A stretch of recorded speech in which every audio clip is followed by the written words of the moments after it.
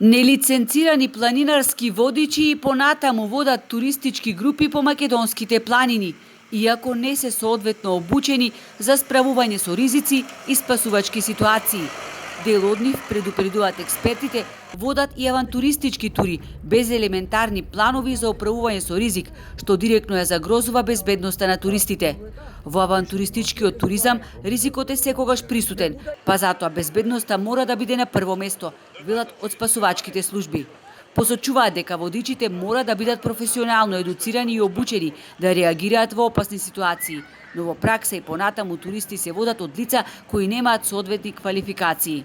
Се уште водичи кои што се лиценцирани за непрофесионални тури, односно за водење на волонтерски тури во рамки на планинарски клубови, водат туристи, цели групи туристи за кои што апсолутно не се соодветно едуцирани. Многу даватели на услуги сведоци сме дека немаат елементарни планови за управување со ризици. Планот за управување со ризици е тој кој што треба да намали опасноста од несреќи. Сето ова се системски прашања кои што треба да бидат решавани системски, а не адхок.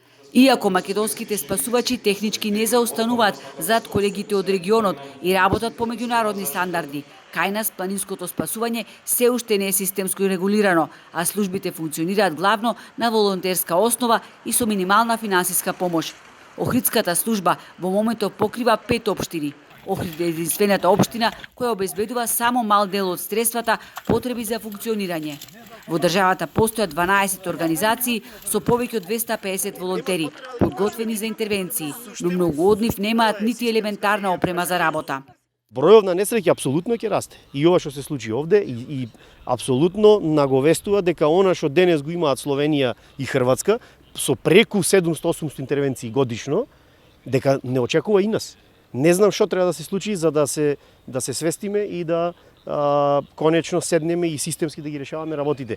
Многу е жалосно, особено што ние веќе почнуваме да гледаме демотивација кај нашите волонтери.